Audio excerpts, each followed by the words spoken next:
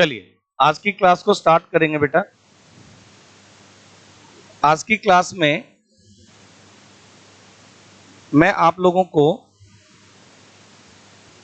CA foundation का accounts का जो सिलेबस है वो स्टार्ट करवा रहा हूं। आप नोटबुक में इसको नोट कर लीजिए। सीए फाउंडेशन का अकाउंट्स का जो सिलेबस है वो मैं आप लोगों को आज स्टार्ट करवा रहा हूं। सीए फाउंडेशन का जो सिलेबस है ये आपका 100 मार्क्स का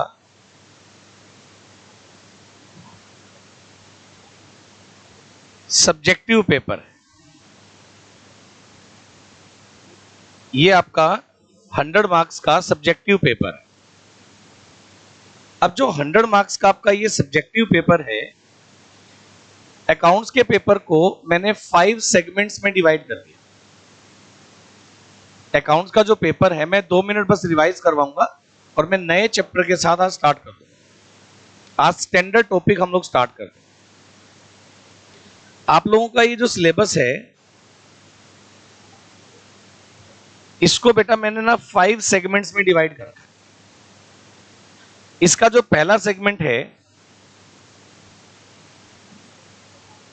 इसमें मेरे पास 4 बड़े चैप्टर हैं, जिनमें पहला चैप्टर है बीआरएस, जिसे आप बैंक रिकॉन्सिलेशन स्टेटमेंट बोलते हैं।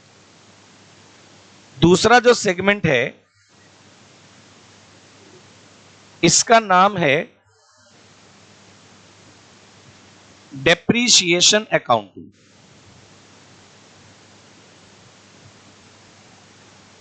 दूसरा चैप्टर, थर्ड चैप्टर जो है इसका नाम है रेक्टिफिकेशन ऑफ एरर्स।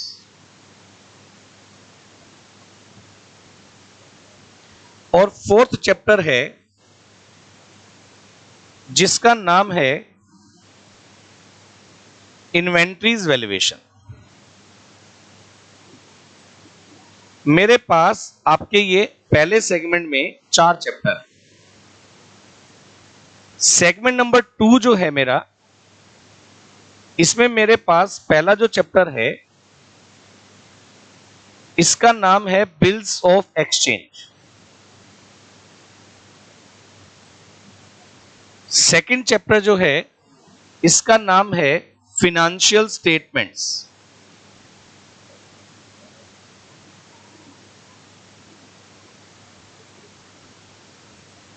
थर्ड जो चैप्टर है इसका नाम है नॉन प्रॉफिट ऑर्गेनाइजेशन। और फोर्थ चैप्टर जो है इसका नाम है accounts of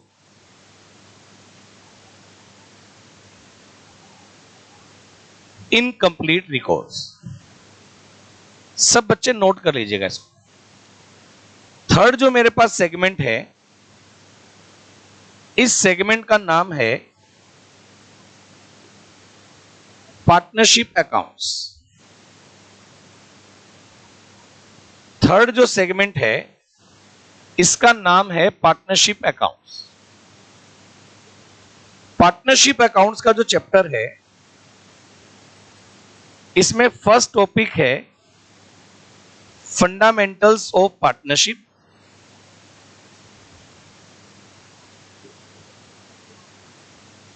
and valuation of goodwill. Second topic इसमें है admission of a partner. Third इसमें है retirement oblique death of a partner. और फोर्थ इसमें है dissolution of a partnership firm.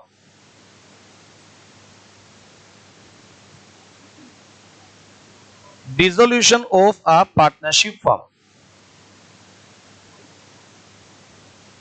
फिर हमारे पास फोर्थ सेगमेंट है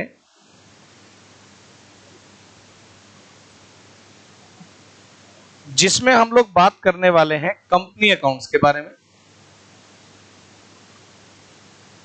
कंपनी अकाउंट्स का जो ये चैप्टर है, आगे जो यहां कंपनी अकाउंट्स का जो चैप्टर है, इसमें पहला टॉपिक है इशू ऑफ शेयर्स। यहां जाइए, बिल्कुल आगे आ जाइए। दूसरा टॉपिक है issue of debentures and redemption of debentures.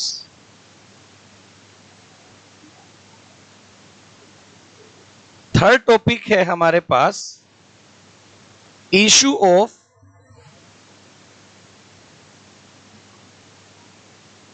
Bonus shares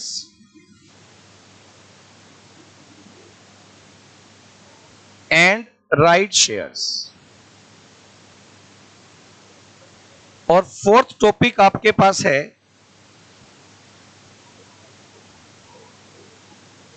redemption of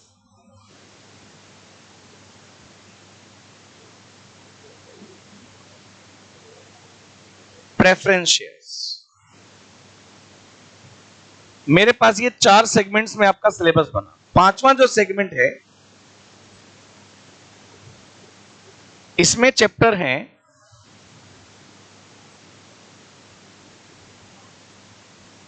accounting introduction,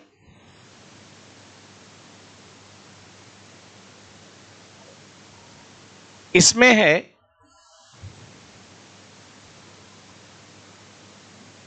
accounting process, इसमें है capital and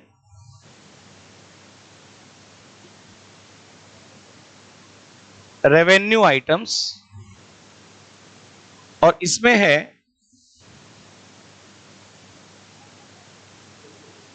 contingent asset and liabilities. मेरे पास 5th सेगमेंट में ये 4 चैप्टर है। आप बोलेंगे सर ये जो सिलेबस आपने नोट करवाया है, इसमें से किस चैप्टर का, किस टॉपिक का क्या वेटेज है? तो मैं आपको बता दूं कि जो हमारा ये पहला सेगमेंट है, लगभग 20 to 25 मार्क्स आपके पेपर में ये आता है। लगभग 25 to 30 मार्क्स इन चैप्टर्स में से आता है। लगभग 25 मार्क्स या 20 to 25 मार्क्स पार्टनरशिप में से आता है। 20 to 25 मार्क्स कंपनी में से आता है, और लगभग 15 to 20 मार्क्स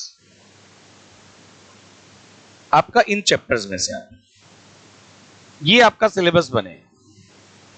आप बोलेंगे सर सिलेबस हमारा, पेपर हमारा 100 नंबर का है, आपने स्क्रीन पर लगभग लिख दिया 120 नंबर। तो बेटे पेपर आपका 120 नंबर का आएगा, आपको उसमें से 100 मार्क्स का अटेम्प्ट करना है। पेपर आपका 6 क्वेश्चंस होंगे 20 मार्क्स के, जिनमें से 5 क्वेश्चंस आपको करने होते हैं। एक क्वेश्चन छोड़ने का ऑप्शन होता है आपके पास, यानी कि 5 क्वेश्चंस आपको करने होंगे। अब जब हम इसमें वर्किंग करेंगे, 5 हमारे सेगमेंट है। मैं आज आप लोगों के साथ इस सेगमेंट से स्टार्ट करूंगा बीआरएस के साथ। आज हम लोग पहला बड़ा चैप्टर स्टार्ट कर रहे हैं। आप बोलेंगे सर आपने जो इनिशियल 2 या 3-4 क्लास की हैं, उसके अंदर आपने जर्नल एंट्रीज और बेसिक चीजें करवाई थी, वो मैं आप लोगों का ट्रायल ले रहा था कि आपको कितना पता है, कितना आप अंडरस्टैंडिंग रखते हैं, वो मैं आप लोगों को चेक कर रहा था। चैप्टर अभी वो करवाना है मैंने। मैं जब सिलेबस करवाऊंगा, कैसे करवाऊंगा, आप मेरी बात को सुनो। अब हम लोग है ना, मैं आपको पहले से ही बता देता हूं आपके अकाउंट्स के सिलेबस में क्या क्या होने वाला है।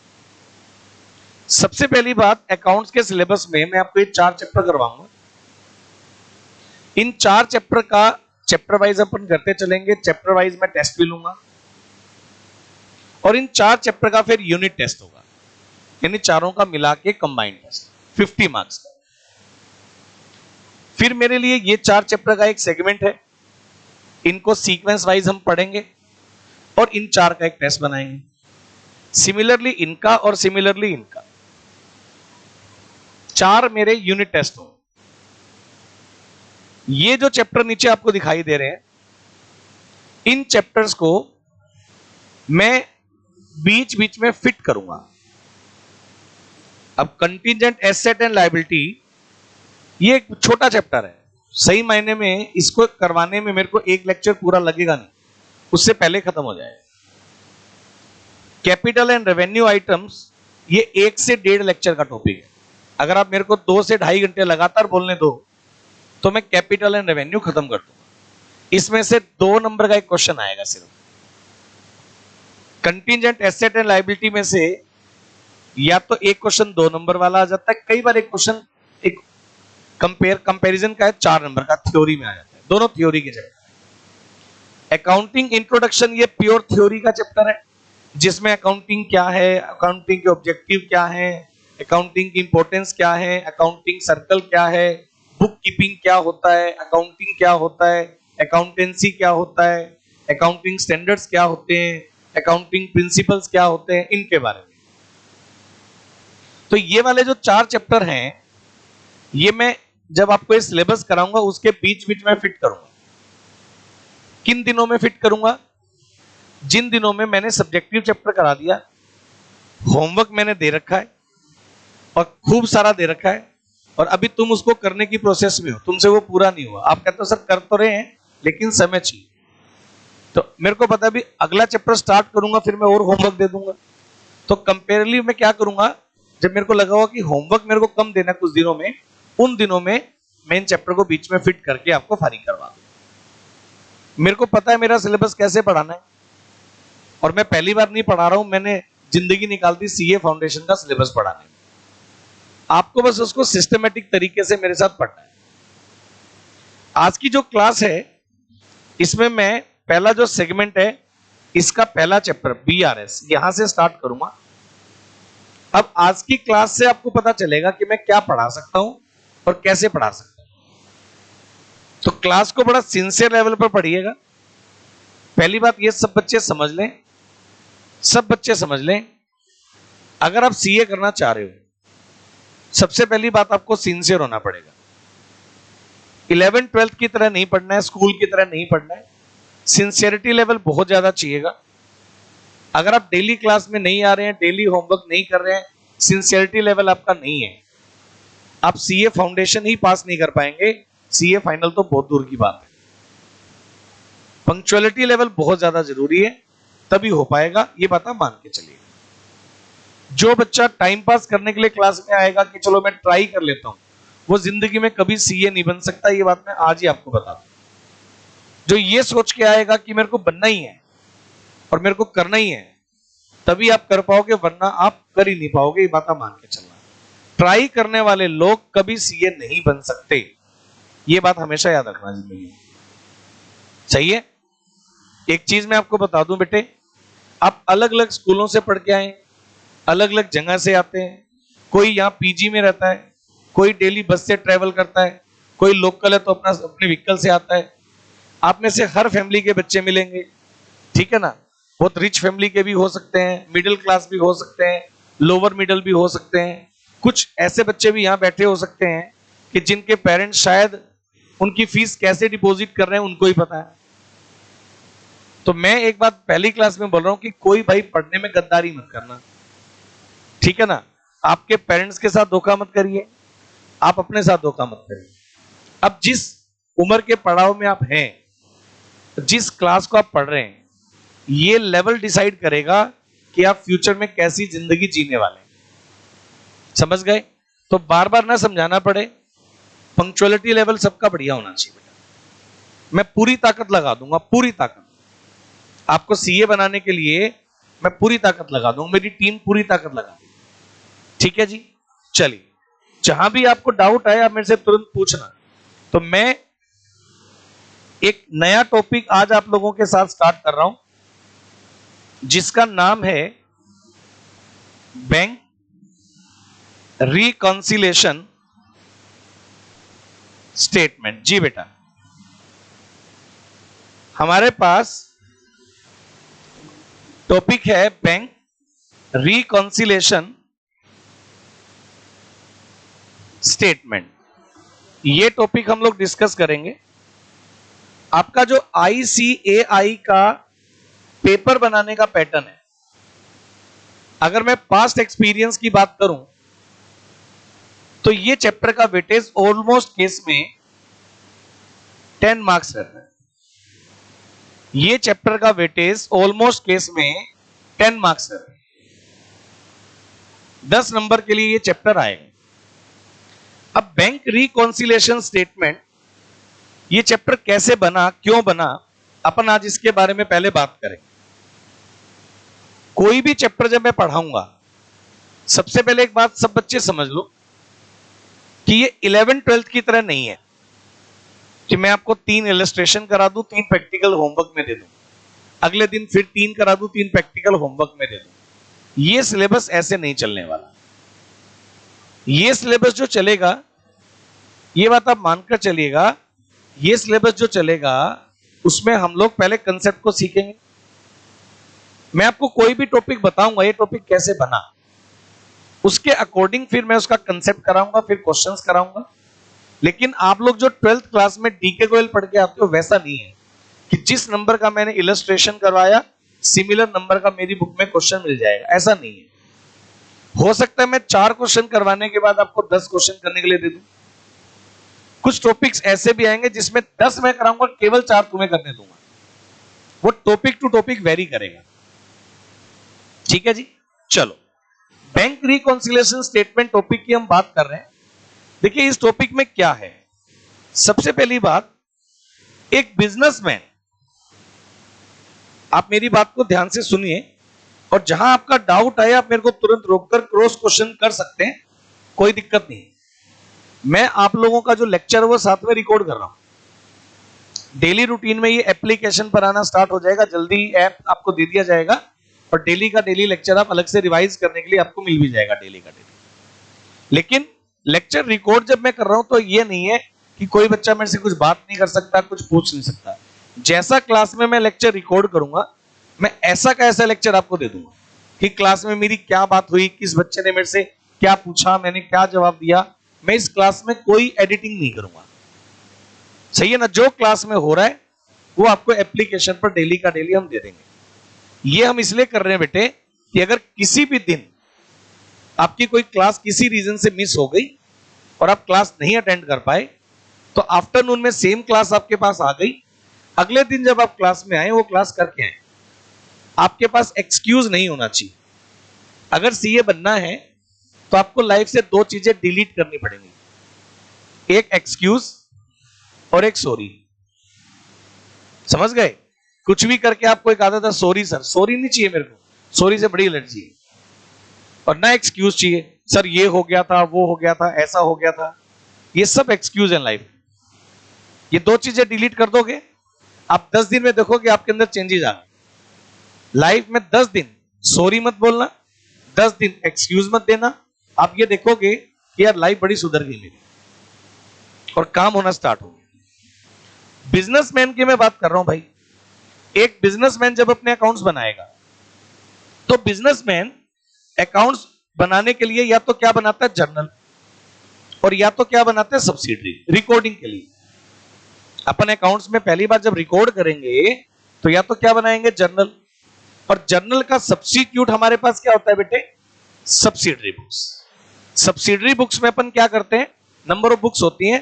कैश ट्रांजैक्शन करने के लिए कैश बुक, परचेज ट्रांजैक्शन के लिए परचेज बुक, सेल ट्रांजैक्शन के लिए सेल बुक, परचेज रिटर्न के लिए परचेज रिटर्न, ऐसे बनती है, अलग अलग बुक्स बनती है। अगर मैं बात करूं बिजनेसमैन को अपनी कैश, अगर बिजनेसमैन को अपनी cash oblique bank transactions, cash oblique bank transactions को अगर आपने रिकॉर्ड करना है तो कैश ऑब्लिक बैंक ट्रांजैक्शन को रिकॉर्ड करने के लिए आप क्या बनाते हैं बेटे, कैश बुक बनाते हैं। कैश और बैंक ट्रांजैक्शन के लिए आप क्या बनाते हैं? कैश बुक बना। कैश बुक जब आप बनाएंगे तो कैश बुक में 2 कॉलम हो। कैश और बैंक ट्रांजैक्शन को रिकॉर्ड करने के लिए आप जब कैश बुक बनाएंगे तो इसमें 2 कॉलम हो। एक कॉलम होगा कैश के लिए और एक कॉलम होगा बैंक के लिए। मैंने शॉर्ट में लिख दिया सी और बी, कैश और बैंक। बेटा ये रिसिप्ट साइड होगी और ये पेमेंट साइड होगी। आप पहले क्लास में बैठे हुए सब बच्चे बताओ, ये बेसिक मोटा मोटा आइडिया कैश बुक बनाने का है सबको? चलो मैं आज है ना पहले चैप्टर की बाल की खाल निकालूंगा। समझ गए? आपको ये समझ में आना चाहिए चैप्टर क्यों बनाए। बेटा ये डेबिट साइड है कैश बुक की और ये क्रेडिट साइड है कैश बुक की। पेशेंस बनाकर आप मेरा आधे पौने घंटे का लेक्चर सुनो पहले। अब हुआ क्या है बेटे, जब अपने पास कोई रिसिप्ट आएगा कैश में आएगा तो उसको कौन से कॉलम में रिकॉर्ड कर देंगे, और चेक से आएगा तो कौन से कॉलम में रिकॉर्ड कर देंगे? Bank column. सिमिलरली अगर हमने पेमेंट किया कैश में तो हम कैश कॉलम में रिकॉर्ड कर देंगे, और सिमिलरली अगर हमने पेमेंट किया चेक से तो उसे हम लोग बैंक कॉलम में रिकॉर्ड कर देंगे। और एक पर्टिकुलर पीरियड के बाद रिसिप्ट टोटल में से पेमेंट टोटल को माइनस करके हम लोग यहां से बैलेंस सीडी, कैश का भी और बैंक का भी, ऐसे निकालें। ऐसे ही होता है कैश बुक में रिसिप्ट एक साइड, पेमेंट एक साइड। रिसिप्ट के टोटल में से पेमेंट का टोटल माइनस करके अपन बैलेंस निकाल देंगे।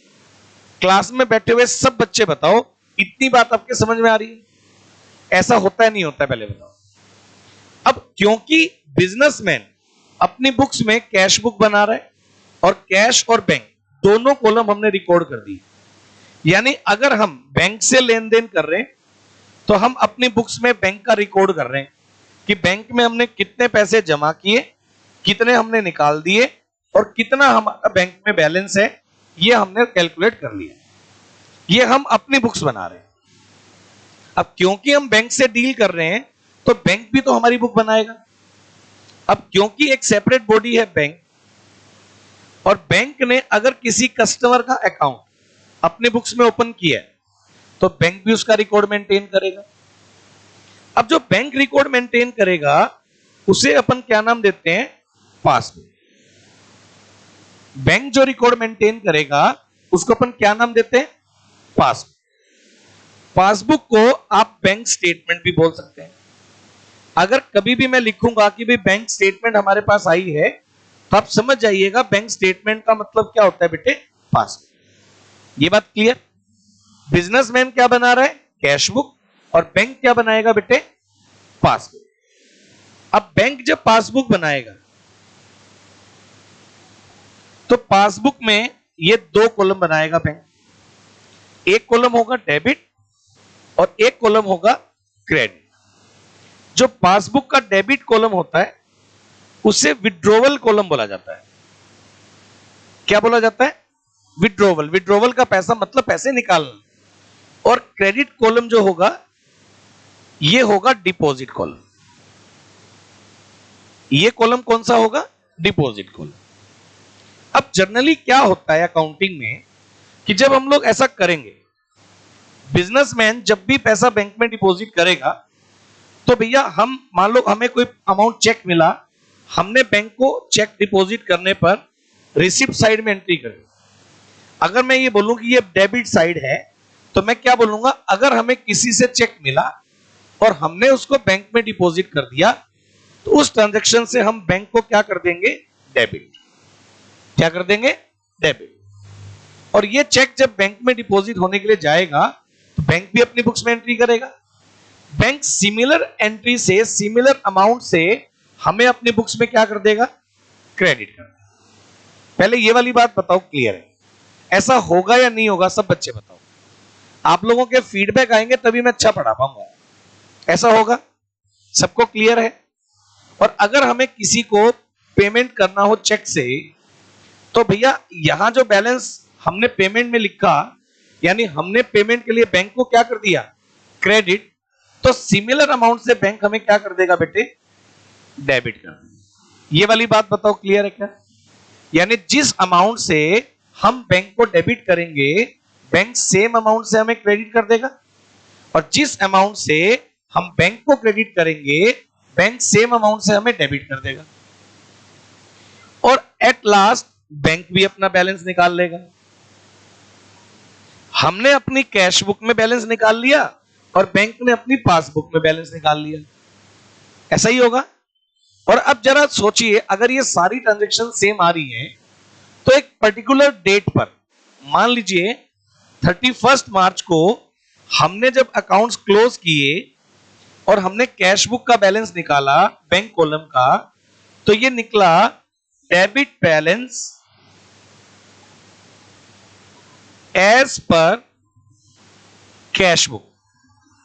हमारा बैंक का डेबिट बैलेंस निकला एज पर कैश बुक, तो वो किसके इक्वल होना चाहिए?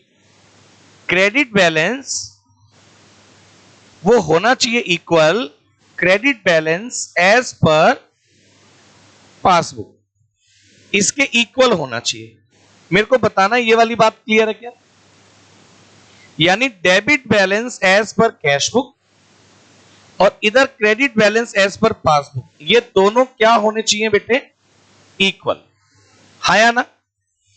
अगर एक पर्टिकुलर डेट पर debit balance as per cash book is equal to credit balance as per passbook है और दोनों बुक्स में सारी ट्रांजैक्शन आपकी सेम है, तो ऐसी सिचुएशन में बीआरएस की कोई नीड नहीं है, क्योंकि सारी ट्रांजैक्शन यहां भी है और बैंक में भी है। तो ऐसी सिचुएशन में बीआरएस बनाने की जरूरत नहीं है। अब आप बोलेंगे सर बीआरएस का क्या फंडा है? तो सुनिए, हमने अपनी कैश बुक बना दी, बैंक ने पासबुक बना दी, और हुआ क्या, हमने एट द एंड जब कैश बुक का बैलेंस निकाला, रिसिप्ट में से पेमेंट को माइनस करके हमारा कैश बुक का बैलेंस निकलकर आ गया 50,000। यानी हमने बैंक में जो पैसा डिपॉजिट किया था, विड्रॉवल किया था, उसके बाद हमें बैंक से 50,000 रुपए अभी लेने हैं। हमारे बैंक में 50,000 डिपॉजिट पड़े, ये हमारी कैश बुक बोलती है। ये बैलेंस कौन सी डेट का है? 31 मार्च का। हमारी कैश बुक ये बोलती है। अब हमने पर्टिकुलर डेट पर क्या देखा कि हम बैंक से भी ये बात कंफर्म कर लें। अब हम लोग गए बैंक के पास और हमने बैंक से बोला कि भैया आज की डेट 31 मार्च में ये बताओ देखकर हमारा बैंक बैलेंस कितना है। अब बैंक क्या करेगा? अपनी पासबुक खोलेगा, कस्टमर का अकाउंट खोलेगा, और बैंक ने डेबिट क्रेडिट देखने के बाद हमें बताया कि सर आपका बैंक में जो बैलेंस है वो 5,000 रुपए। कितना बैलेंस है? और हम कैश बुक जो बनाकर गए, हमारी कैश बुक में बैलेंस कितना था? 50,000। तो ये तो मामला गड़बड़ हो गया। यानी हमारे अकॉर्डिंग बैंक में बैलेंस कितना होना चाहिए था? 50, जबकि बैंक हमें कितना बता रहा है? 5,000। क्लियर है? अब मैं इस टॉपिक को आगे खोलूं उससे पहले एक बात सुनिए बेटे। जिस टेक्नोलॉजी में आज आप लोग जी रहे हो, वो टेक्नोलॉजी इंटरनेट का जमाना है। उसमें आजकल मोबाइल ऐप आ गए, इंटरनेट कनेक्टिविटी इतनी बढ़िया हो गई। लेकिन अगर मैं आपको थोड़ा सा फ्लैशबैक में ले जाऊं 20, 25, 30 साल पहले, तो इंटरनेट था ही नहीं। आप सोचिए, इंटरनेट था ही नहीं। आप लोगों ने कीपैड वाले फोन देखे? तो पहले कीपैड वाले फोन ही आते थे। अब कीपैड वाले फोन क्यों आते थे? क्योंकि इंटरनेट था ही नहीं। तो बिना, अब कीपैड वाले फोन में इंटरनेट चलता है क्या? क्यों नहीं चलता? क्योंकि वह इंटरनेट था ही नहीं, तो टेक्नोलॉजी भी वैसी थी। और आपको पता, कीपैड वाले मोबाइल फोन से पहले भी सिर्फ लैंडलाइन फोन ही हुआ करते थे, मोबाइल फोन भी नहीं थे। समझ गए? तो मैं जो चीज कहना चाह रहा हूं कि पिछले 20, 25, 30 साल में टेक्नोलॉजी में बहुत ज्यादा चेंज आया। लेकिन मेरा एक क्वेश्चन है कि क्या लोग बिजनेस पिछले 20-30 साल से करने लग गए? उससे पहले लोग बिजनेस नहीं किया करते थे? किया करते थे। क्या उससे पहले बैंक नहीं हुआ करते थे? हुआ करते थे। लेकिन इंटरनेट नहीं हुआ करता था। अब इंटरनेट, अगर मेरी बात समझिए, अगर मैं आपकी लाइफ से इंटरनेट डिलीट कर दूं, क्या आप गूगल पे यूज कर पाएंगे, फोन पे या कोई भी ऐप यूज कर पाएंगे? नहीं कर पाएंगे ना। तो आपका जो फोन है, अगर कनेक्टिविटी खत्म हो जाए, तो ऐसी सिचुएशन में आप जरा सोचिए, अब बैंक अपना काम कैसे करेगा? अब अगर मान लीजिए इंटरनेट ना हो, तो ये ऑनलाइन तो बंद हो गया, तो पेमेंट लेने का और पेमेंट देने का क्या मोड होना चाहिए? अगर हमें नहीं बैंक से करना हो, तो अगर मान लीजिए हमें बैंक के थ्रू किसी को पेमेंट देना है, तो हम लोग पेमेंट कैसे करेंगे? अगर इंटरनेट ना हो तो चेक बनाकर दे देंगे। और सामने वाली पार्टी से पैसा लेना हो तो अपन क्या करेंगे? चेक रिसीव करेंगे।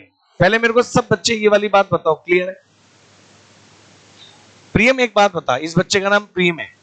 प्रियम एक बात बताओ, आप आज क्लास लगाने आए हो, अब आपके पापा को यह पता करना है कि आज प्रियम हमारा बच्चा क्लास में आया या नहीं आया, वो कैसे पता करेंगे? फोन कर लेंगे, इंस्टीट्यूट में फोन कर लेंगे और फोन करके रिसेप्शन पे पूछेंगे, जी हमारा बच्चा फलानी फलानी क्लास में आता है, आप हमें चेक करके बताओ कि आप हमारा बच्चा आया नहीं आया। लेकिन अगर मैं आपकी लाइफ से फोन डिलीट कर दूं, ना आपके पास फोन है ना हमारे पास फोन है, सही है, फोन सुविधा है ही नहीं। अब बताओ आपके पापा कैसे जब पता करेंगे? उनको आना पड़ेगा। क्या करना पड़ेगा? उनको आना पड़ेगा। ये पता करने के लिए वो आएंगे, ऑफिस में मिलेंगे और आके बोलेंगे, सर जरा ये पता करके बताओ हमारा बच्चा क्लास में है या नहीं। ठीक बात है या नहीं? यही तरीका होगा, और कोई तरीका है? फिर अगर फोन ना हो, इंटरनेट ना हो, और क्या तरीका है? और आज की टेक्नोलॉजी में तो सब कुछ पॉसिबल है।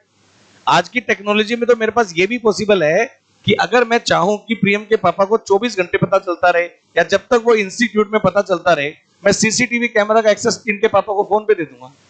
देख लो जी, बच्चा सामने बैठा है। ये लो, टेक्नोलॉजी है तो सब कुछ पॉसिबल है, और टेक्नोलॉजी नहीं है तो आना पड़ता। क्या आपको मेरी बात समझ में आ रही है? तो जरा सोचिए, जब बैंक था, बिजनेस था और इंटरनेट नहीं था, तो अगर बैंक में कोई ट्रांजैक्शन हुई या नहीं हुई, सबका ध्यान मेरे साथ, बैंक में कोई भी ट्रांजैक्शन जब होती थी तो बैंक हमें इन्फॉर्म तो कर नहीं रहा था, क्योंकि कम्युनिकेशन चैनल ही नहीं था। ना तो फोन थे, ना इंटरनेट था, ना टेक्स्ट मैसेज थे। अभी तो क्या होता है, आपके बैंक अकाउंट में 10 रुपए की भी ट्रांजैक्शन हो, आपके मोबाइल पर तुरंत टेक्स्ट मैसेज आ जाता है। अगर आपके अकाउंट में किसी ने 10 रुपए डिपॉजिट किए, तो आपके मोबाइल में तुरंत क्या मैसेज आता है? Your account has been credited with this amount successfully, है ना? आपका अमाउंट, आपका अकाउंट इतने रुपए से क्रेडिट कर दिया गया। क्योंकि जब आप बैंक में पैसा डिपॉजिट करेंगे, आप बैंक को डेबिट करेंगे, तो बैंक आपको सिमिलर अमाउंट से क्या करेगा? क्रेडिट। लेकिन यह बात कब पॉसिबल हो पा रही है, आपको इंफॉर्मेशन कब मिल पा रही है? जब आपके पास इंटरनेट है, जब आपके पास मोबाइल फोन है, जब आपके पास टेक्स्ट मैसेज की सुविधा है। 30 साल पहले जब इंटरनेट नहीं था, मोबाइल फोन नहीं थे, इंटरनेट कनेक्टिविटी और ये सब कम्युनिकेशन चैनल नहीं थे, तो बैंक आपको आपके अकाउंट में ट्रांजैक्शन तो करता था, लेकिन आपको इन्फॉर्म नहीं करता था। मैं जब ये बैंक रिकॉन्सिलेशन चैप्टर पढ़ाऊंगा, तो मैं 30 साल फ्लैशबैक में आपको ले गया। आप लोगों ने 12th क्लास पढ़ा अकाउंट, पेमेंट की बारी आती थी, बुक में कभी आपने कोई क्वेश्चन ऐसा पढ़ा, पेमेंट मेड बाय गूगल पे, पेमेंट मेड बाय पेटीएम, पढ़ा कभी? क्या लिखा होता था? पेमेंट मेड बाय चेक या पेमेंट रिसीव बाय चेक, ये लिखा होता था। तो हम जब ये चैप्टर पढ़ेंगे, तो हम ये मान करके पढ़ेंगे कि हमारे पास इंटरनेट सुविधाएं आज भी नहीं है, तब इस चैप्टर का रोल बनेगा। पहली बात तो ये समझिए। आप बोलेंगे सर जो जो बातें मैं बताऊंगा, आपको लगेगा सर ये कैसे होगा, ये तो हमारे पास फोन पे मैसेज आ जाते हैं। तो भैया एक टाइम था ना जब नहीं आता था, तो मैं उसी टाइम को बेस बना करके ये चैप्टर पढ़ा रहा हूं आज भी। पहले तो ये बताओ, ये बात क्लियर है? तो हम जब बैंक में पैसा डिपॉजिट करते हैं, बैंक को हम डेबिट करेंगे, बैंक सिमिलर अमाउंट से हमें क्या करेगा?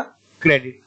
और बैंक को अगर बैंक से पैसा निकालेंगे, हम बैंक को क्रेडिट करेंगे और बैंक सिमिलर अमाउंट से हमें क्या करेगा? डेबिट।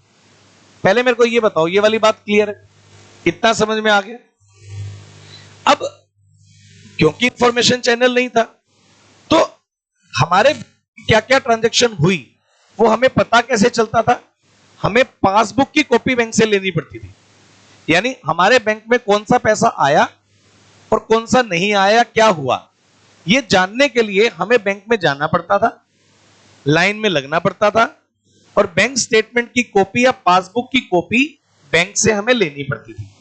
तो जाके हमें पता चलता था कि भाई बैंक में हमारे अकाउंट में क्या क्या आया, क्या क्या गया। ठीक जी।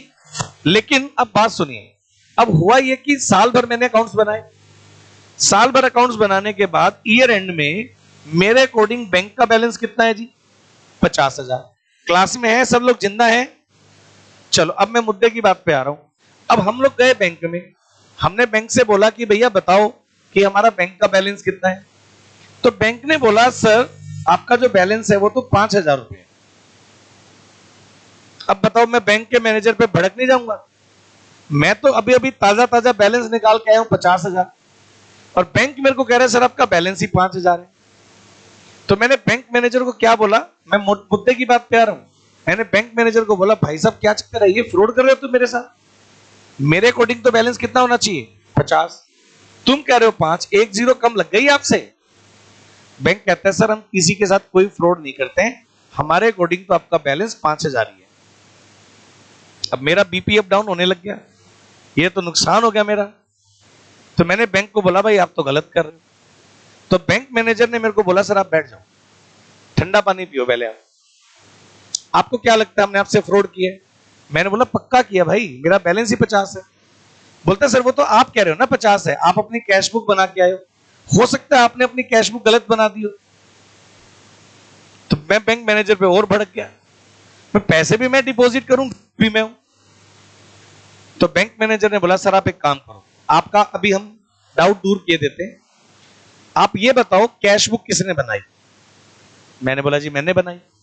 ठीक है, आपके अकॉर्डिंग बैलेंस 50 है, कोई दिक्कत नहीं। पासबुक हमने बना ली ना, जो ट्रांजैक्शन आपने की वो हमने भी तो किए ना। आपने जो ट्रांजैक्शन कैश बुक में किए हैं वो ट्रांजैक्शन पासबुक में भी तो हुई होंगी ना। तो एक काम करते हैं, आप बताओ आपको क्या लग रहा है कब से आपका बैलेंस गड़बड़ लग रहा है? मैंने बोला भाई लास्ट ईयर जब क्लोजिंग हुई थी तब तक तो सब ठीक था, मेरा बैलेंस आपका बैलेंस मिल रहा था, उसके बाद आपने कोई गड़बड़ की है।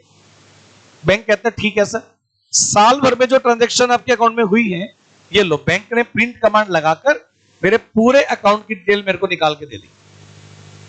यानी अब मेरे पास क्या आ गया, कैश बुक जो मैंने बनाई थी वो तो मेरे पास है ही, और बैंक ने पूरे ईयर की पासबुक भी मेरे को निकाल के दे दी। अब पहले मेरी बात को समझिएगा, बैंक ने पूरे ईयर की पासबुक मेरे को निकाल के दे दी, और बैंक मैनेजर ने मेरे को बोला कि सर आप एक काम कर लो, पहले आपने कैश बुक बना ली वो आपके पास है, पासबुक की कॉपी हमने दे दी, आप दोनों बुक को पहले मैच कर लो, और आप मैच करके हमें यह बताओ कि भाई आपको कौन सी ट्रांजैक्शन में फ्रॉड लग रहा है। अगर कहीं हमारी गलती होगी, कहीं हमारा फ्रॉड होगा तो हम उसको कंसीडर कर लेंगे, आप टेंशन मत लें। अगर बैंक ने आपके साथ कुछ गलत किया तो बैंक जिम्मेवार है।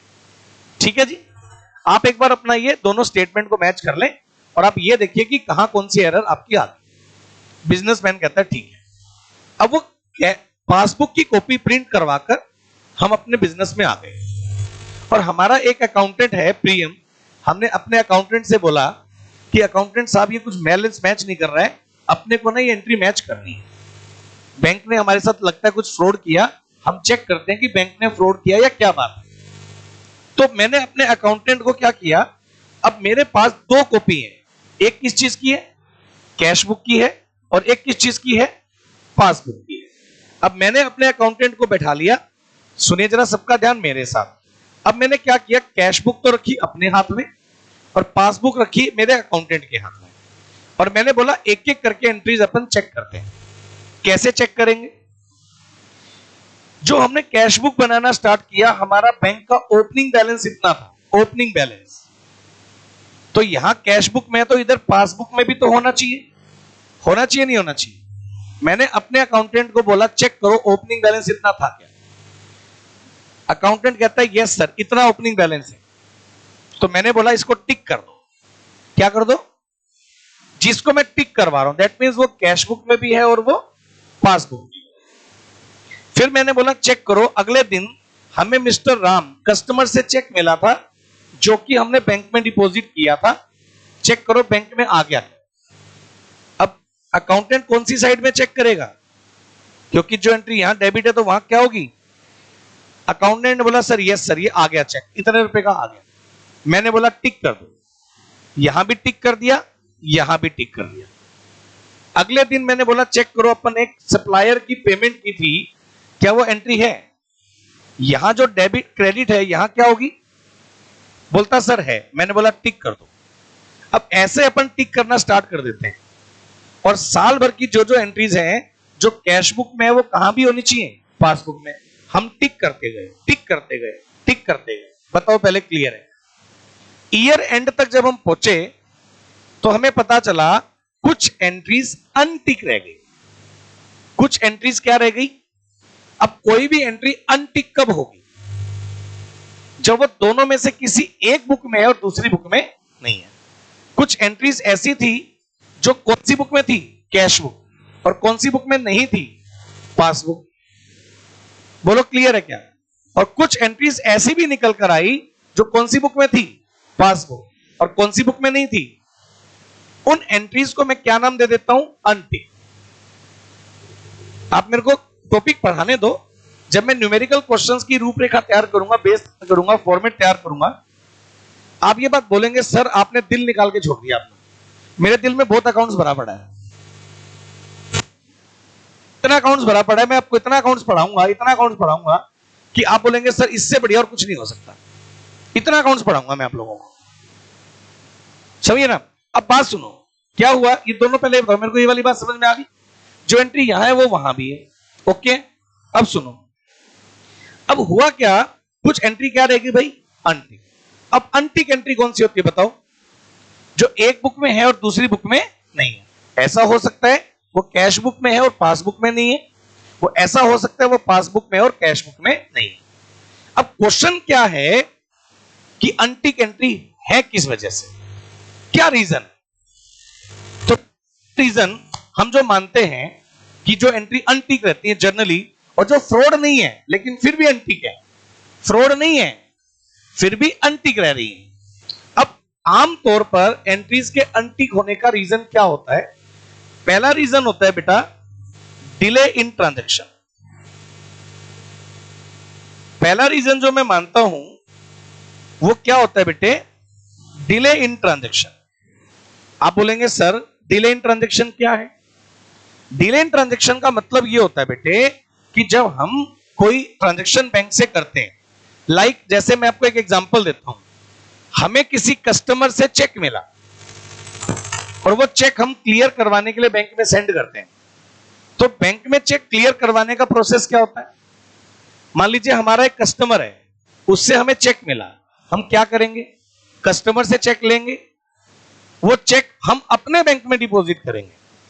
हमारा बैंक चेक क्लियर करने के लिए हमारे कस्टमर के अकाउंट में भेजेगा, वहां से अमाउंट क्लियर होकर हमारे अकाउंट में आएगा और उसके बाद पैसा मैं विड्रॉवल कर पाऊंगा, प्रोसेस से जाएगा। पहले ये वाली बात बताओ क्लियर है, यानी कस्टमर से हमें चेक मिला, हम उस चेक को अपने बैंक में डिपॉजिट करेंगे, हमारा बैंक कस्टमर के अकाउंट में चेक भेजेगा, वहां से अमाउंट क्लियर होके आएगा तो पैसा हमारे अकाउंट में क्रेडिट होगा। अब मान लीजिए एक कस्टमर ने हमें चेक दिया 29 मार्च को, सही है, एक कस्टमर ने हमें कब चेक दिया, 29 मार्च को। 29 मार्च को वो आया और सीए फाउंडेशन कोर्स में एडमिशन करा के चला गया, अपनी फीस देके चला गया, और हमने सेम डे वो चेक बैंक में डिपॉजिट कर दिया। अब 29 मार्च को जो चेक मिला वो हमने कैश बुक में बैंक में डिपॉजिट किया और कस्टमर के नाम से बैंक में डिपॉजिट करके दिखा दिया। हम सेम डे उसकी एंट्री कैश बुक में कर देंगे, करेंगे नहीं करेंगे बताओ। अब 29 मार्च को से एग्जांपल सैटरडे था, सैटरडे था तो क्या हुआ, सैटरडे शाम में हमें वो चेक रिसीविंग कलेक्ट हुए और सैटरडे शाम को हमने वो सारे चेक किसको दे दिए, बैंक। 30 मार्च का संडे था तो बैंक ऑपरेट नहीं कर रहा।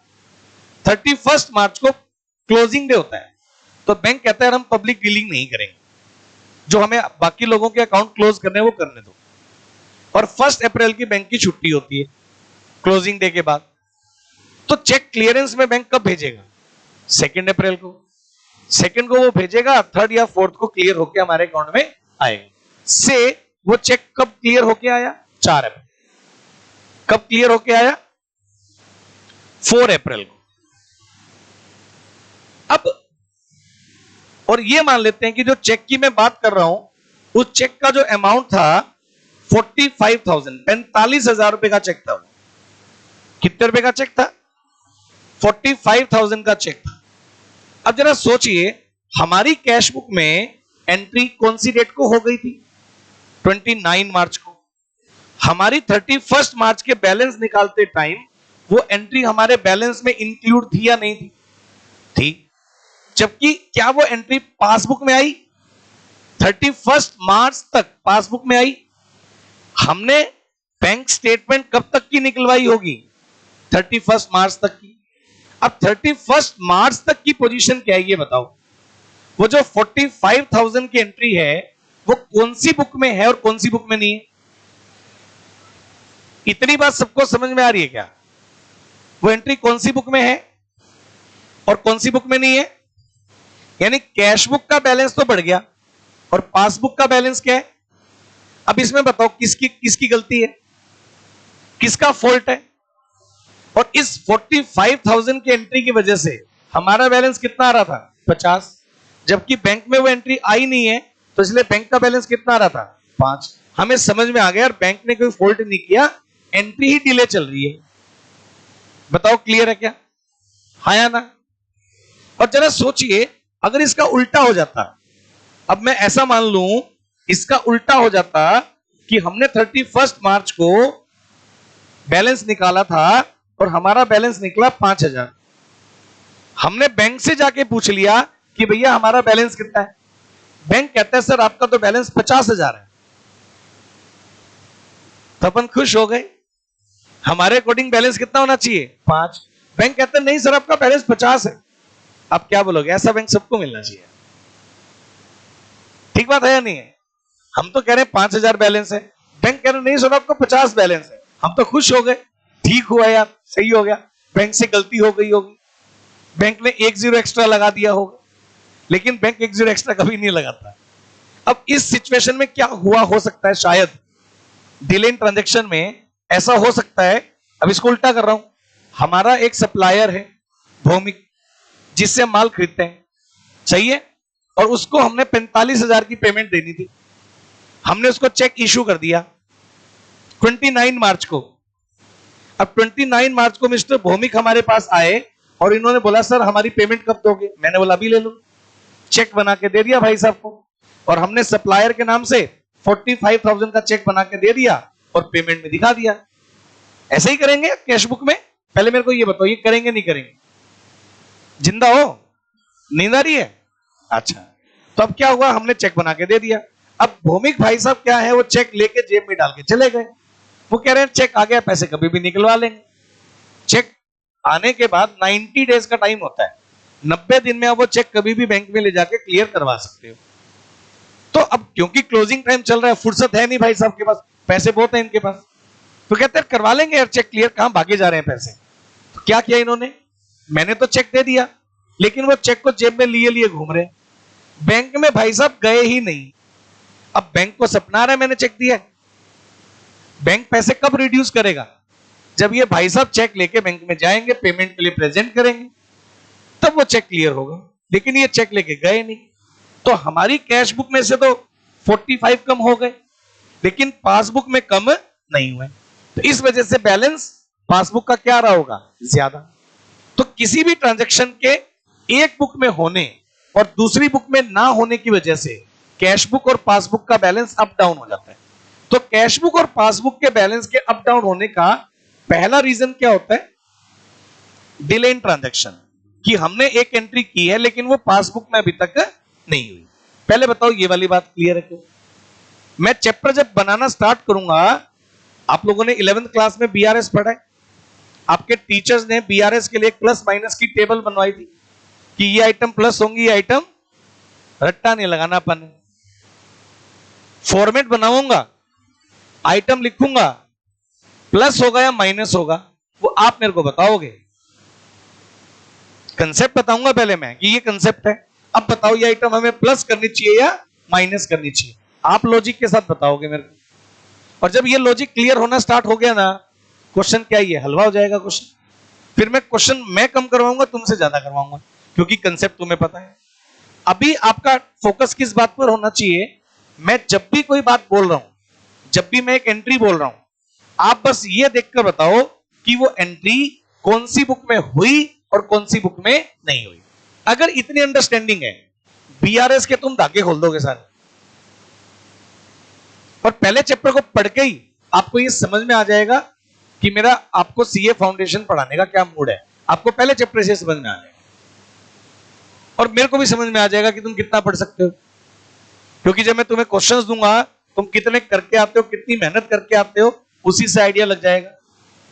पहले चैप्टर के बाद ही तुम्हें बता दूंगा, एक चैप्टर से ही, कि तुम सीए बनोगे या नहीं बनोगे। तुम्हें पहले चैप्टर से ही बता दूंगा और बताओ कि तुम पक्का बन जाओगे, तुम नहीं बनोगे भाई। तो बनना है तो फिर मेहनत करनी पड़ेगी। पहले चैप्टर से ही आइडिया आ जाएगा मेरे पास, पहले चैप्टर की नोटबुक से ही बता दूंगा तुम्हें मैं। पहला रीजन क्या हो सकता है, डिले इन ट्रांजैक्शन। दूसरा रीजन क्या हो सकता है, दूसरा रीजन होता है बेटा लैक ऑफ इंफॉर्मेशन। दूसरा रीजन क्या होता है, लैक ऑफ इंफॉर्मेशन। आप बोलेंगे सर लैक ऑफ इंफॉर्मेशन क्या, भैया हमारा इंफॉर्मेशन सिस्टम चैनल जो था वो बड़ा वीक था पहले, क्योंकि इंटरनेट नहीं था, मोबाइल व्हाट्सएप फेसबुक कुछ नहीं था हमारे पास, कोई ऑनलाइन ऐप नहीं था, हमारे पास टेक्स्ट मैसेज भी नहीं आता था। अभी तो क्या था ना, आपके मोबाइल पे टेक्स्ट मैसेज आते हैं, वो भी नहीं आता था। तो टेक्नोलॉजी तो हमारे पास थी नहीं। अब टेक्नोलॉजी नहीं थी तो जरा सोचिए, मान लीजिए आप बिजनेसमैन हैं, आपका बैंक में अकाउंट है, बैंक में आपके पैसे डिपॉजिट करते हैं, बैंक उसके ऊपर आपको इंटरेस्ट दे सकता है नहीं दे सकता, बताओ। अगर आपका बैंक में बैलेंस पड़ा होगा, बैंक उसके ऊपर इंटरेस्ट देगा या नहीं देगा, जिंदा हो इंटरेस्ट दे सकता है। और इंटरेस्ट देगा तो बैंक उसकी एंट्री कौन सी बुक में करेगा, उसकी एंट्री कौन सी बुक में होगी। बैंक आपको इंटरेस्ट अगर देगा तो बैंक पासबुक में आपको क्या करेगा, क्रेडिट करेगा नहीं करेगा। बैंक ने इंटरेस्ट दे करके आपको क्रेडिट कर दिया, हाँ या ना। क्या आपको बताया, कैसे बताए, चैनल ही नहीं है मेरे पास। ना तो मैं आपको व्हाट्सएप कर सकता हूं, ना मैं आपको टेक्स्ट कर सकता हूं, ना मैं आपको इंटरनेट से बता सकता हूं। मैं क्या बोलता था, अगर जानना है आप आओ पासबुक की कॉपी लेके जाओ तो पता चलेगा कि क्या हुआ है, सही है। तो बैंक ने हमें इंटरेस्ट तो दे दिया, हमारे अकाउंट में क्रेडिट भी कर दिया, बताओ क्लियर है क्या। लेकिन क्या बैंक ने हमें बताया, अब बैंक ने हमें बताया नहीं तो एंट्री कौन सी बुक में है, कौन सी बुक में है। लेकिन क्या वो एंट्री हमने कैश बुक में करी होगी, क्योंकि हमें पता ही नहीं है तो कहां से करी होगी, बोलो क्लियर है क्या। तो लैक ऑफ इंफॉर्मेशन, जब भी बैंक में कोई ट्रांजैक्शन हुई होगी जिसके बारे में हमें कोई नॉलेज नहीं थी, बैंक ने वो ट्रांजैक्शन बैंक में करके और हमें बताया नहीं, तो वो एंट्री कौन सी बुक में है, पासबुक में है। लेकिन कौन सी बुक में नहीं आई, क्यों नहीं आई, क्योंकि बैंक से हमें इंफॉर्मेशन नहीं मिली, हमें पता ही नहीं चला, वो एंट्री क्या पासबुक में तो रह गई लेकिन कैश बुक में नहीं है। बैंक ने हमसे चार्जेस लिए, बैंक जब हमारे लिए ट्रांजैक्शन करेगा तो बैंक चार्ज लेगा नहीं लेगा, बताओ। अब एक बात बताओ, अगर किसी कस्टमर से हमें चेक मिलेगा, चेक हम बैंक में डिपॉजिट करेंगे, बैंक हमारे बिहाफ पर चेक क्लियर करने के लिए सामने बैंक में भेजेगा, वहां से पैसा क्लियर होके आएगा, फिर हमारे अकाउंट से हम पैसा निकाल सकते हैं सेम। अब ये सारा काम जो बैंक ने हमारे लिए किया, ये सारा काम बैंक हमारे लिए फ्री में करेगा क्या, क्या करेगा, बैंक कुछ तो चार्ज लेगा। तो जब भी बैंक कोई एक्टिविटी करेगा और उसके चार्ज लेगा, तो वो चार्ज कैसे लेगा, बैंक चार्ज लगाकर हमारे अकाउंट में एंट्री क्या कर देगा, डेबिट। क्या कर देगा, आदित्य समझ में आ रहा है क्या, चले आगे। तो बैंक हमें क्या कर देगा, डेबिट। पहले मेरे को ये वाली बात बताओ, क्लियर है क्या, है ना। अब बैंक ने चार्ज लगा दिए, हमें डेबिट कर दिया, लेकिन क्या बैंक ने हमें बताया, नहीं बताया। दैट मींस वो एंट्री कौन सी बुक में आ गई, पासबुक में है लेकिन कैश बुक में नहीं है। लैक ऑफ इंफॉर्मेशन, बैंक हमें बता ही नहीं रहा। हमें कब पता चल रहा है, जब हम स्टेटमेंट निकलवा के ला रहे हैं और उसको हम किससे मैच कर रहे हैं? कैश बुक से। तब हमें पता चल रहा है कि यार ये एंट्री तो हमने कैश बुक में करी ही नहीं है, क्योंकि बैंक ने तो कर दी बट हमें बताई नहीं। पहले ये बताओ, ये क्लियर है क्या? मैं अभी तक क्या कर रहा हूं? मैं बैंक स्टेटमेंट और कैश बुक दोनों को क्या कर रहा हूं? मैच। और मेरे सामने कुछ एंट्री क्या रह गई? अनटिक। अनटिक रहने का रीजन क्या था?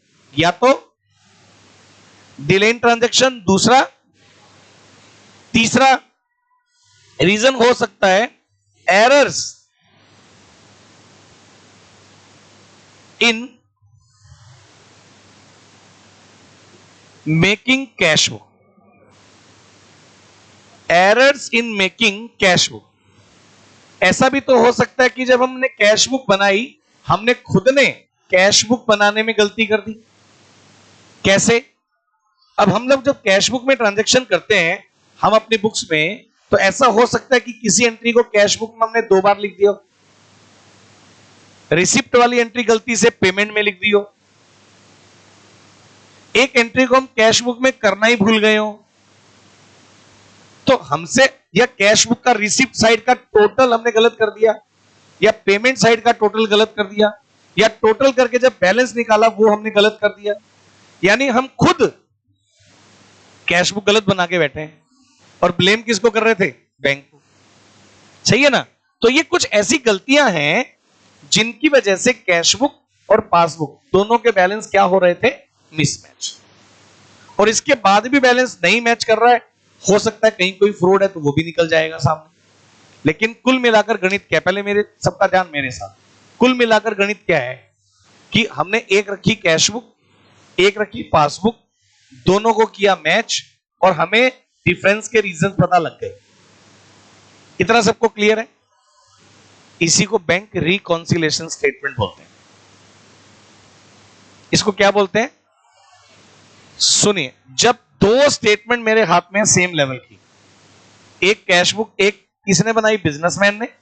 एक किसने बनाई? एक ही लेवल का 2 डाटा है, लेकिन दोनों डाटा में गैप है। एक ही डाटा 2 जगह है, एक बनाया बिजनेसमैन ने, एक बनाया बैंक ने। और जब इन दोनों डाटा में सेम होने चाहिए, लेकिन बावजूद उसके कुछ गैप है, तो उस गैप को फाइंड आउट करना, उन ट्रांजैक्शंस को फाइंड आउट करना कि किन ट्रांजैक्शन की वजह से गैप है, इस ट्रांजैक्शन के फाइंड आउट करने के प्रोसेस को बोलते हैं रिकॉन्सिलेशन। क्या बोलते हैं? रिकॉन्सिलेशन। अब क्योंकि हम बैंक का रिकॉन्सिलेशन कर रहे हैं तो हमने इसका नाम रख दिया बैंक रिकॉन्सिलेशन। आप जब सीए फाउंडेशन पढ़ लेंगे, सीए इंटर में आएंगे, फाइनल में आएंगे, तो आपको अलग अलग स्टेटमेंट रिकंसाइल करनी होती है। यानी कि मेरी बात सुनिए, रिकंसाइल करने की बात अगर मैं करूं, मैंने 2 बच्चों को बीआरएस का चैप्टर करने दे दिया, सही है ना? दोनों का उसके बाद मैंने टेस्ट लिया, दोनों के नंबर अलग अलग आए, दोनों अच्छे फ्रेंड्स हैं, दोनों मेरे पास आ गए, मेरे को बोलते हैं सर दोनों ने, हमने आपकी सेम क्लास लगाई, सेम टॉपिक पढ़ा, सेम टेस्ट दिया, बट हम दोनों के नंबर अलग अलग आए हैं, हमें कारण बताओ। मैं क्या करूंगा? दोनों के टेस्ट की कॉपी सामने रखूंगा, दोनों को बैठाऊंगा और दोनों बच्चों को बताऊंगा कि देखो बेटा, तुमने ये अच्छा किया और तुमने ये नहीं किया, या तुमने ये अच्छा किया तुमने ये नहीं किया, इस वजह से तुम्हारे नंबर कम आए और तुम्हारे नंबर ज्यादा है। दोनों को रिकंसाइल करके बताऊंगा कि दोनों के नंबर का डिफरेंस आने का कारण क्या है। वो भी एक तरह का रिकंसिलेशन है। बताओ पहले क्लियर है क्या? तो रिकंसिलेशन का मतलब जब 2 सिमिलर लेवल की स्टेटमेंट हमारे सामने है लेकिन उन दोनों में डिफरेंस है, तो उस डिफरेंस का रीजन पता करना, उसी को रिकंसिलेशन स्टेटमेंट बोलते हैं। बताओ क्लियर है क्या? लेकिन अब अगर मैं बात करूं पेपर की, तो पेपर में क्वेश्चन कैसे आएगा? क्या आपको एग्जामिनर एक कैश बुक, एक पासबुक देकर बोलेगा टिक करो, कैसा होगा?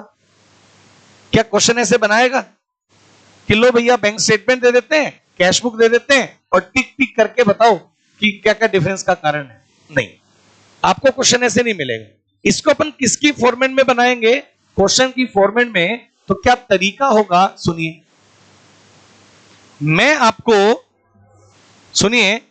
आपको एक बुक का बैलेंस बता दूंगा, क्वेश्चन कैसे बनेगा, मैं आपको एक बुक का बैलेंस बता दूंगा कि भाई फलानी डेट को हमारी कैश बुक का बैलेंस इतना था, सही है, और हमारा जो कैश बुक का बैलेंस है पासबुक के बैलेंस से मैच नहीं कर रहा था।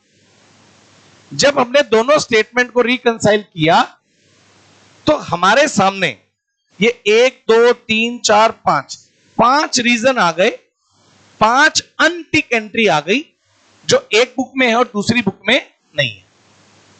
आपको मेरी बात समझ में आ रही है?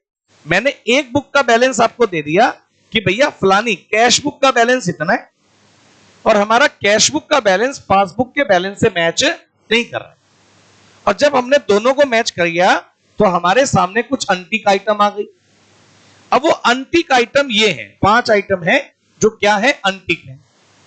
अब आपने इन अनटिक आइटम को बेस बनाकर, कैश बुक को बेस बनाकर यह बताना है कि कैश बुक का बैलेंस अगर इतना है और ये अनटिक आइटम है, इनको प्लस माइनस करके आपको यह बताना है कि सेम डे पर पासबुक का बैलेंस कितना होना चाहिए था।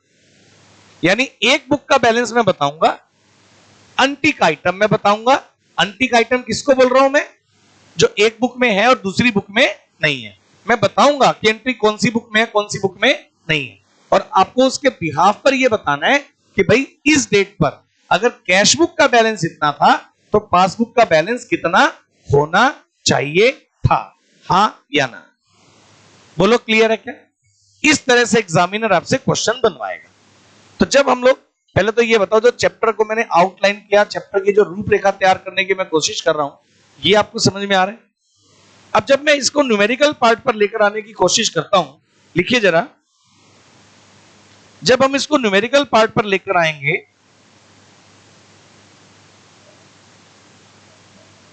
Preparation of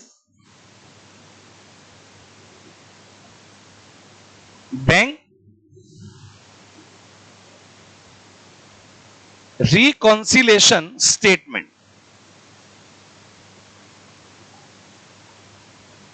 preparation of bank reconciliation statement.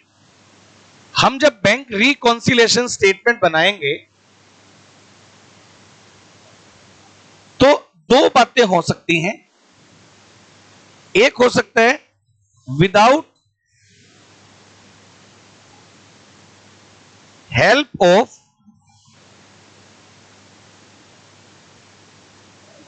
Amended cash book, और एक हो सकता है with help of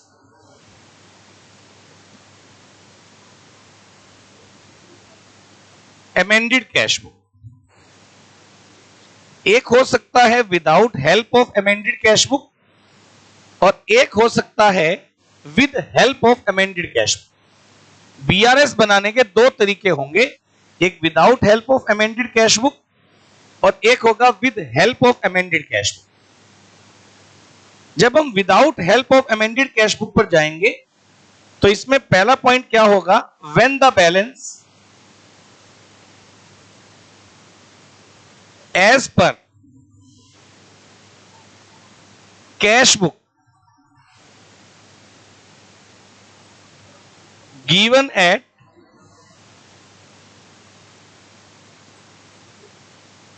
starting point, और दूसरा होगा when the balance as per passbook given eight